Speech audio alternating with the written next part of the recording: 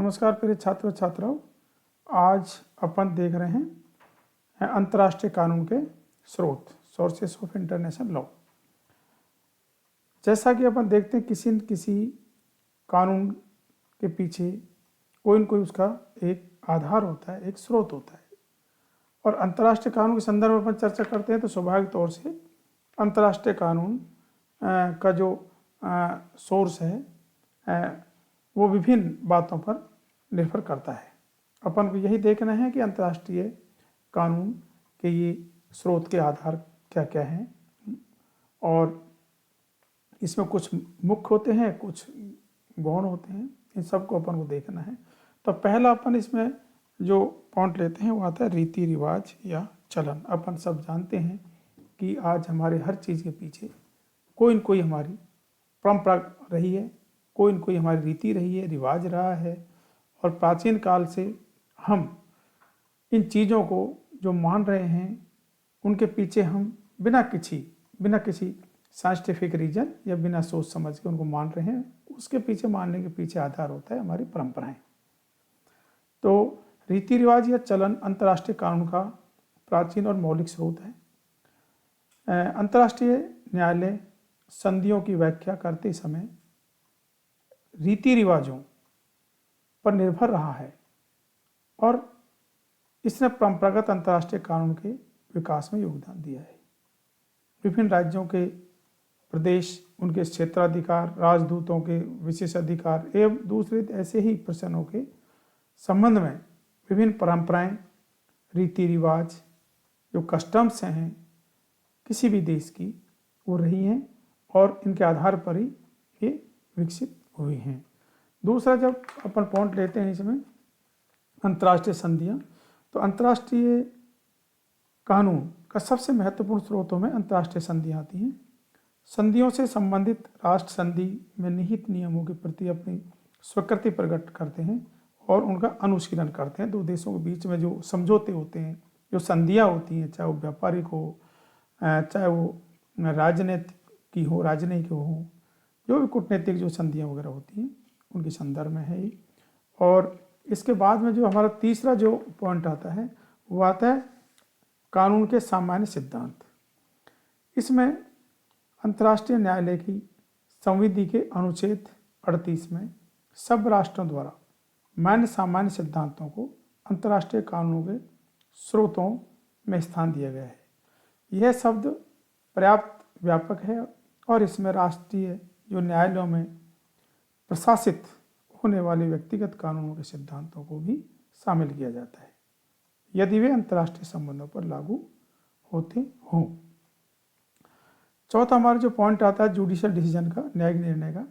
तो न्यायिक निर्णय जो न्यायालय जो निर्णय करते हैं इस संदर्भ में आता है कि अंतर्राष्ट्रीय न्यायालय की संविधि के अनुच्छेद 38 में यह कहा गया है कि न्यायालय कुछ सीमाओं के साथ कानून के शासन का निर्धारण करने के लिए न्यायिक निर्णयों का प्रयोग करते हैं। असल में निर्णय न्यायवेताओं द्वारा कानून के संबंध में दिए गए निष्पक्ष और सुविचारित कथन होते हैं और वास्तविक समस्याओं के प्रकाश में दिए जाते हैं। उनका आधार तर्क और निर्णय होता है और ये बहुत महत्व रखते हैं ऐसे न्यायिक निर्णय जो तर्क के आधार पर दिए जाते हैं जजों द्वारा। पांचवा आता है विधिवेताओं के ग्रंथ, राइटिंग्स ऑफ जूरिस्ट। विधिवेताओं के ग्रंथों और लेखों को अंतर्राष्ट्रीय कानून का गौण स्रोत माना गया है। आज कल ये कानून की विभिन्न व्याख्याओं के निर्धारण का महत्वपूर्ण साधन बन गए हैं। छठा अंतर्राष्ट्रीय सौजन्य, जो इंटरनेशनल जो कमेटी है, ये है राज्यों द्वारा अपने आपसी व्यवहार में न केवल कानूनी नियमों और परंपराओं पर आधारित नियमों को अपनाया जाता है, वरन सौजन्य, सद्भावना और सुविधा प्रदर्शित करने वाले कुछ नियमों को भी अपनाया जाता है। अंतर्राष्ट्रीय आचरण के ये नियम कानून नहीं होते, वरन सौजन्य होते हैं। सातवां हमारा जो पॉइंट आता है वो अंतर्राष्ट्रीय राजपत्र आता है, इंटरनेशनल स्टेट पेपर्स। विभिन्न राज्यों द्वारा विविध मामलों के समाधान के लिए आपस में जो पत्र व्यवहार किया जाता है, आपसी संबंधों के बीच में जो समस्याएं उत्पन्न हो जाती हैं, उन समस्याओं के समाधान के लिए जो एक देश दूसरे देश के साथ में जो पत्र व्यवहार करता है, खासतौर से तो वैसे ये राजनयिक के माध्यम से होते हैं, उसे श्वेत, नीले या लाल आदि रंगों के आवरण से युक्त पुस्तकों में प्रकाशित किया जाता है। 8वां था तर्क शक्ति। रीजन, प्रोफेसर एक विद्वान हुए प्रोफेसर ब्रियरली ने तर्क शक्ति को अंतर्राष्ट्रीय कानून की दृष्टि से बहुत महत्व दिया है। ये वास्तव में सबसे महत्वपूर्ण है, ये तर्क शक्ति। ये वास्तविक तर्क के आधार पर ये तर्क दिए जाते हैं, वास्तविक घटनाओं के आधार पर दिए जाते हैं विद्वानों द्वारा। जब किसी विवाद या नवीन परिस्थिति के लिए कोई नियम नहीं होता, तो विधिवेताओं द्वारा तर्क प्रणाली के आधार पर इन प्रश्नों को सुलझाया जाता है। यहाँ तर्क से हमारा लेना देना सामान्य बुद्धि से नहीं, सिर्फ न्यायिक तर्क से लिया जाना चाहिए, जो न्याय के संदर्भ में सोच विचार करके उस समय जो उसके संदर्भ में जो कानून नहीं हो, कोई नियम नहीं हो, तो उस घटना को देख करके, उस संदर्भ में घटना को देख करके और तर्क के आधार पर निर्णय दिया जाता है। इसका बड़ा महत्व होता है तर्क शक्ति का। और उसके बाद में आता है हमारा 9वां पॉइंट है विधि विशेषज्ञों की राय। विधि विशेषज्ञों की राय ये भी महत्वपूर्ण है। विधि विशेषज्ञों से व्यवस्था उस समय प्राप्त की जाती है जब किसी राज्य की कार्यपालिका स्वयं निर्णय करने में अपने को असमर्थ पाती है।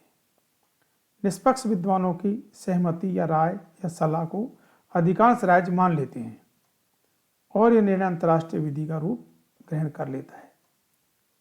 ये राय या सलाह बहुत ही महत्वपूर्ण मानी जाती है। अपन भी देखते हैं, अपन भी कोई कार्य करते हैं तो अपन कई लोगों से सलाह मशवरा करते हैं और कई लोगों से सलाह मशवरा करने के बाद में एक अच्छा हमारे सामने एक पहलू सामने आता है कि हमको क्या करना चाहिए और क्या नहीं करना चाहिए इस किसी भी प्रश्न के संदर्भ में। 10वां हमारा जो पॉइंट आता है राज्यों का निर्देश। ये जो डायरेक्शंस ऑफ स्टेट्स हैं, ये राज्यों द्वारा अपने राष्ट्र के लिए निकाले गए निर्देश भी उचित और सर्वमान्य होने के कारण राष्ट्र द्वारा स्वीकृत होकर अंतर्राष्ट्रीय विधि के अंग बन जाते हैं। नेक्स्ट है अपना राजनयिक व्यवहार। ये डिप्लोमेटिक बिहेवियर है, जो हमारे जो एम्बेसडर हैं, जो राजनयिक हैं, जो कूटनीतिक हैं, जिनको एक देश दूसरे देश में नियुक्त करता है, उनके संदर्भ में, जिनको अपन IFS कहते हैं, इंडियन फॉरेन सर्विस के अधिकारी होते हैं। और ये राजनयिक वास्तव में समस्त अंतर्राष्ट्रीय संबंधों के प्रमुख अधिकर्ता एवं माध्यम होते हैं। दूसरे राज्य के मध्य संबंधों को ठोस आधार प्रदान करते हैं। राजनयिक व्यवहार से स्वतः कानूनों का निर्माण नहीं करते एक तरीके से, वरन उससे यह स्पष्ट होता है कि उसका राज्य यानी जिस देश का वो रहने वाला है अंतर्राष्ट्रीय व्यवहार के किस नियम के प्रति क्या दृष्टिकोण रखता है, ये बहुत मायना रखता है। 12वां और लास्ट हमारा जो पॉइंट है वो है राष्ट्र संघ तथा संयुक्त राष्ट्र संघ के संकल्प। ये समय समय पर जो राष्ट्र संघ है वो संयुक्त राष्ट्र संघ द्वारा पारित संकल्पों और प्रस्ताव भी अंतर्राष्ट्रीय कानून के अंग बन जाते हैं। हम सारांश में कह सकते हैं कि या यही हम मान सकते हैं कि वर्तमान में अंतर्राष्ट्रीय जो संधियां होती हैं विभिन्न देशों के बीच में, एक दूसरे के बीच में, अनेक संदर्भ में, और जो न्यायिक निर्णय होते हैं एवं संयुक्त राष्ट्र संघ के जो संकल्प हैं, ये अंतर्राष्ट्रीय कानून के मुख्य आधिकारिक स्रोत माने जाते हैं। आज इतना ही, धन्यवाद।